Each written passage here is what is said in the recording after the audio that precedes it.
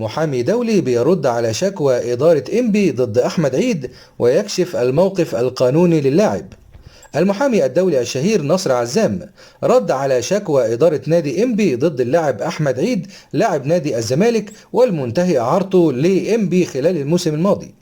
وكانت إدارة نادي إنبي قد تقدمت بشكوى رسمية ضد أحمد عيد في لجنة الانضباط في الاتحاد المصري لكرة القدم، وذلك بسبب نزول أحمد عيد التدريبات الجماعية لنادي الزمالك وحديثهم عن أحقيتهم في اللاعب بعد تفعيل بند الشراء عقب انتهاء الإعارة مع الزمالك.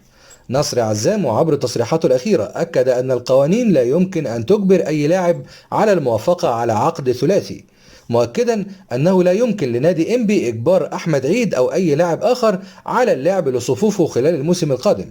كما تحدث نصر عزام خلال هذه التصريحات أن تفعيل نادي إنبي لبند شراء اللاعب وفقا لعقد الإعارة بيعتبر مخالف تماما للوائح الاتحاد الدولي لكرة القدم.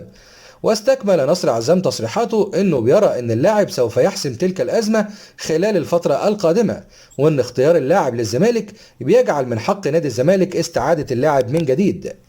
احمد عيد تواجد مؤخرا في تدريبات الزمالك الفتره الاخيره، ولكن لم يسافر الى السعوديه مع الزمالك خلال مباريات البطوله العربيه.